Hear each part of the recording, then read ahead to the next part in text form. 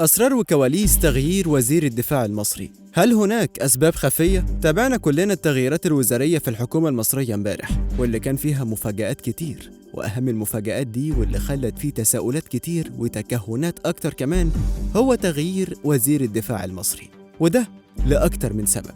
أولهم هو استدعاء الرئيس عبد الفتاح السيسي اللواء صقر من على المعاش ومن خارج المجلس العسكري ليتولى وزارة الدفاع، ودي سابقة لم تحدث من قبل. وكمان في كلام في الكواليس إن وزير الدفاع السابق ما كانش هيتغير، وإن اسم اللواء صقر اتحط في الدقايق الأخيرة لإعلان التغييرات، وإنه كان مرشح أصلا لوزارة التنمية المحلية. فيا ترى إيه اللي حصل وإيه الأسباب؟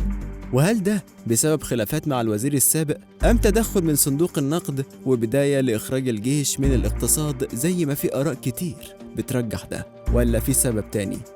حكاية وطن بتستعرض معاكم الآراء المختلفة اللي اتقالت في الموضوع ده، فتابعوا معانا الفيديو للنهاية. المفاجأة الكبرى كانت في تعيين وزير الدفاع من خارج المجلس الأعلى للقوات المسلحة، اللواء أركان حرب عبد المجيد صقر محافظ السويس الأسبق، واللي تم ترقيته درجتين مرة واحدة، فريق ثم فريق أول. هو الأمر اللي اعتبره ناس كتير سابقة بحاجة إلى تفسير وتحليل. والسؤال الثاني اللي حاول المحللين الإجابة عليه: هل طلب وزير الدفاع السابق محمد زكي إعفاؤه من منصبه أم أقيل؟ الحقيقة إن السيرة الذاتية للواء صقر وزير الدفاع الجديد ثرية جدا، ورغم كده في كلام كتير عن سبب اختياره.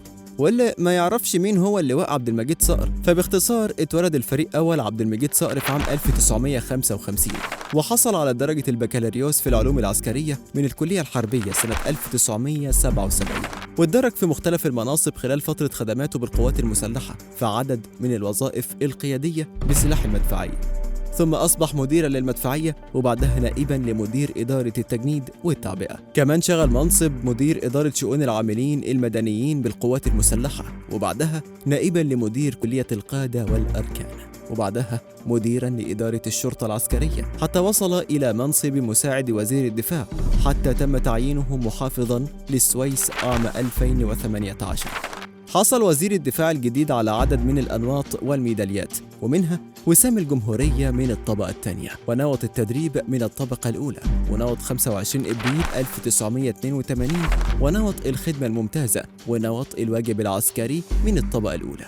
كمان حصل على ميدالية اليوبيل الفضي لنصر أكتوبر، وميدالية الخدمة الطويلة والقدوة الحسنة، وميدالية اليوبيل الذهبي للثورة، وميدالية اليوبيل الفضي لتحرير سيناء، ثم ميدالية 25 يناير وميدالية 30 يونيو. نرجع لآراء بعض الخبراء، فمنهم بيقول إن الفريق أول محمد زكي القائد العام وزير الدفاع والإنتاج الحربي السابق طلب من القائد الأعلى إعفاؤه من منصبه لمراعاة حالته الصحية، وتمت الاستجابة للطلب على مضض. أما بقى في آراء تانية بتقول إن استبعاد الفريق أول محمد زكي ممكن يكون خطوة صغيرة في تحويل مصر لدولة مدنية، وهو الأمر اللي ناس كتير اعتبرته مستحيل. الحقيقة إن محدش يعرف اللي حصل، وكل الكلام ده تكهنات. هل اعتذر وزير الدفاع السابق ولا أقيل؟ هل في ضغط خارجي من البنك الدولي؟ ولكن كل اللي احنا متأكدين منه إن الأيام الجاية هي اللي هتبين لنا صحة وخطأ كل التكهنات دي. دمتم في حفظ الله، واستنونا في فيديوهات تانية كتير، وما تنسوش اللايك والشير والسبسكرايب.